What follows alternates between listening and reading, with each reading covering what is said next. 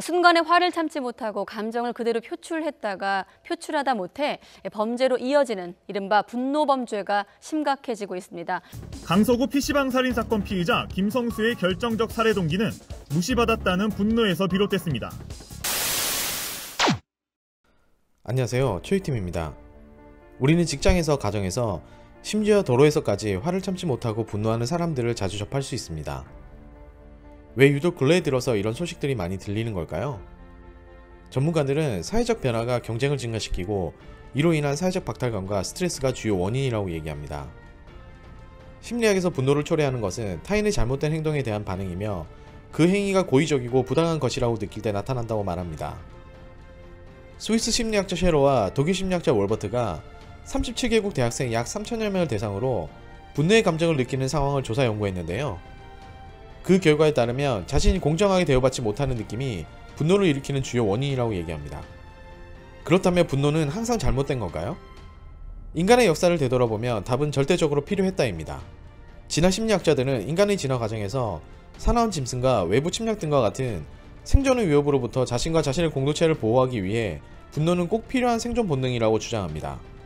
그리고 분노는 에너지이고 잘못된 것을 바꾸는 힘이라는 긍정적인 측면도 얘기합니다. 그럼 왜 분노가 사회적 문제가 되는 걸까요? 그 이유는 분노를 표출하는 방법에 있습니다.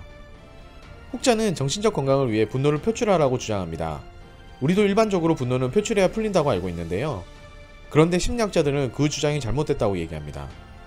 심리학에서 얘기하는 정신적 이완 상태를 나타내는 카타르시스 가설은 공격적 에너지의 방출이 공격 욕구를 완화시킨다고 합니다. 하지만 다양한 연구 결과에서 카타르시스는 분노를 완벽하게 제거해주지는 못하고 일시적으로 가라앉히는 효과만 있을 뿐이라고 합니다. 쉽게 말해 우리가 과격한 운동이나 상대에 대한 험담을 통한 분노 표출은 일시적인 효과만 있을 뿐 그 상대에 대한 분노를 제거하는 데는 전혀 도움이 안 된다는 얘기입니다. 오하이오 주립대학의 사회심리학자인 브래드 부시맨은 분노를 감소시키기 위해서 그 분노를 표출하는 것은 불을 끄기 위해 휘발유를 끼얹는 것과 같다고 얘기합니다. 일시적인 진정 효과를 갖는 분노 표출은 편견을 만들고 관계를 악화시킬 뿐만 아니라 더 큰 분노를 야기합니다.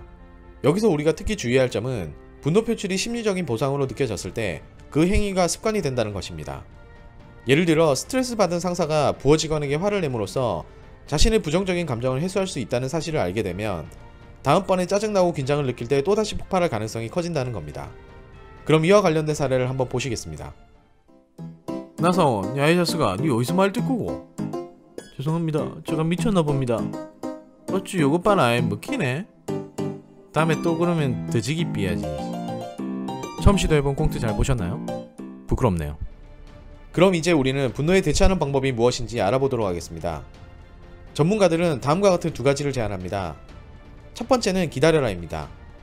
분노를 표출하지 않고 기다림으로써 분노의 생리적 각성 수준을 낮출 수 있다고 합니다.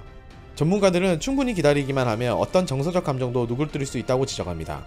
그 방법으로 분노가 느껴질 때 그 상황을 멈추고 먼 곳을 응시하며 10초간 멍한 상태로 있는 것도 도움이 된다고 합니다. 두 번째는 기분 전환 방안을 모색하라입니다. 가벼운 산책과 같은 유산소 운동을 하거나 음악을 듣거나 친구와 그 문제를 이야기하는 것 같은 방법으로 자신을 진정시키는 겁니다. 방금 소개한 방법은 나 자신이 화가 났을 때 대처하는 방법입니다. 그럼 상대가 화가 났을 때 대처는 어떻게 해야 할까요? 여기서도 두 가지를 제안드립니다. 첫 번째는 피하라입니다. 상대가 화를 내는데 등 돌리고 가버리라는 얘기가 아닙니다. 이건 싸우자는 얘기죠. 우선 상대를 진정시키고 차분하게 다시 대화를 할 수 있는 기회를 갖는 것입니다. 두 번째는 트리거를 찾아라입니다. 상대의 분노를 야기하는 원인을 찾는 것입니다. 이 경우는 상대에 대한 주의 깊은 관찰이 필요한데요. 상대가 화를 낼 때마다 그 상황을 면밀히 분석해 보는 겁니다. 그러면 일정한 패턴을 찾을 수 있습니다. 그리고 그 방아쇠를 당기지 않도록 노력하면 됩니다. 지금까지 자신 또는 상대방의 분노에 대처하는 방법을 알아봤는데요. 마지막으로 제가 실생활에 유용하게 쓰고 있는 분노 조절 방법에 대해 소개해 드릴까 합니다. 제가 분노를 조절하는 방법은 화가 나려고 할 때 카톡을 활용하는 것입니다. 어느 날 직장에서 업무 건으로 동료와 논쟁을 벌인 적이 있습니다.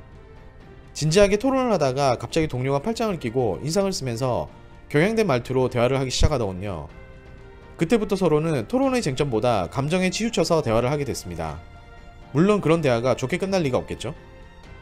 그때 제가 깨달은 건 대화의 내용에 집중하고 싶다가도 상대의 말투, 표정 때문에 감정적으로 변한다는 겁니다.